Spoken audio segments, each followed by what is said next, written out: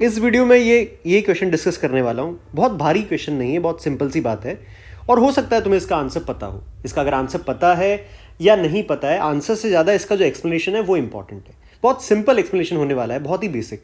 तो अगर इस क्वेश्चन का आंसर हम पता करना चाहें, n टेंडिंग टू इन्फाइनाइट है और 100 टू द पावर n है, डिनोमिनेटर में n फैक्टोरियल है।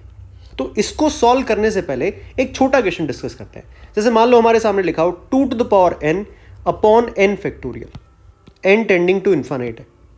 तो अगर मैं इसको लिखूं, न्यूमरेटर में 2 टू द पावर n है, इसका मतलब 2 को n टाइम्स लिखना है। तो मैंने लिखा 2 इंटू 2 इंटू 2 और अब 2n टाइम्स मैंने 2 लिख दिया। और डिनोमिनेटर में कितना लिखा, n फैक्टोरियल, तो कितना है 1, फिर 2, फिर 3 और ऐसे करते करते n तक जाना है। और ऑब्वियसली n टेंडिंग टू कितना है, यहाँ पर इन्फाइनाइट है, लिमिट तो लगी हुई है, n टेंडिंग टू इन्फाइनाइट है यहाँ पर भी। इसको ढंग से लिख देते हैं।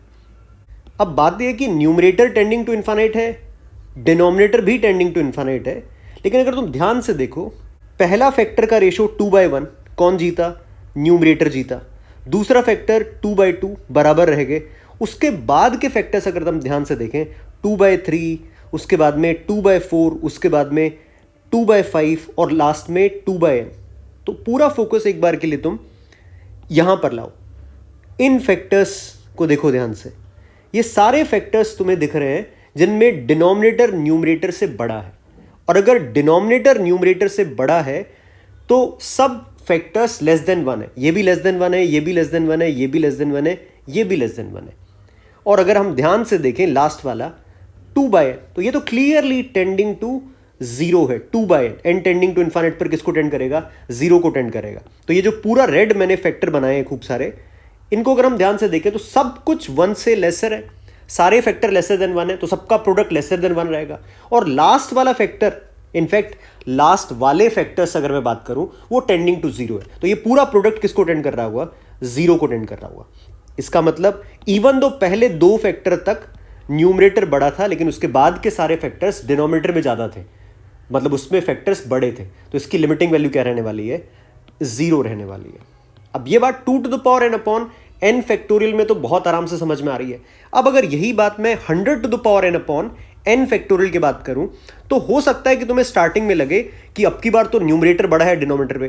पर ध्यान से देखो, पहले आएगा 100, फिर 100, तो ऐसे 100 फैक्टर्स अगर मैं लिखूं स्टार्टिंग में 1, 2 ऐसे करते करते 100, और उसके बाद देखो क्या होगा, फिर से 100 नीचे आ जाएगा 101, फिर 100 नीचे आ जाएगा 102, एंड इस तरह से n टाइम्स मुझे 100 लिखना है और नीचे क्या लिखना है, n लिखना है।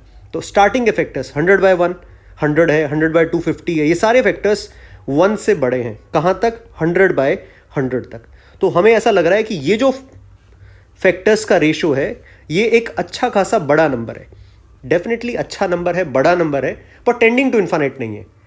As N tending to infinite पर ये एक फाइनाइट नंबर है। और अब तुम आ जाओ, जब डिनोमिनेटर वाले फैक्टर्स न्यूमरेटर से बड़े हो रहे हैं, 100/101 less than 1 less than 1 less than 1, और अगर लास्ट में आकर हम देखें यहां पर 100/n, n tending to infinite पर किसको टेंड कर रहा होगा, 0 को टेंड कर रहा होगा।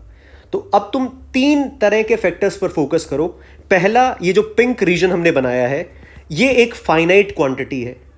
उसके बाद ब्लैक फैक्टर्स जिनका रेशो लेसर देन 1 है, और लास्ट में ये जो रेड फैक्टर्स हैं एक तरह से, जिसमें 100/n हमें दिख रहा है, n टेंडिंग टू इन्फाइनाइट पर ये रेड फैक्टर्स सब किसको टेंड कर रहे होंगे, 0 को। तो ऐसे सोचो, फाइनाइट नंबर, ये वाला finite number into less than 1 numbers का प्रोडक्ट, और इनटू टेंडिंग टू 0। तो finite into less than 1 into tending to 0 का प्रोडक्ट डेफिनेटली क्या रहने वाला है, 0 रहने वाला है। तो इसकी लिमिट भी क्या रहेगी, 0 रहेगी। अब अगर मैं तुमसे पूछूं, मतलब आंसर तो सबको याद रह जाता है इसका। अब अगर मान लो मैं बहुत बड़ा नंबर भी कर दूं, n टेंडिंग टू इन्फाइनाइट पर, यहां पर मैंने लिख दिया 10000000000000000 टू द पावर n, नीचे लिख दिया n फैक्टोरियल। इसकी भी लिमिटिंग वैल्यू क्या आएगी, ये तुम्हें कमेंट सेक्शन में आंसर करना है जल्दी से।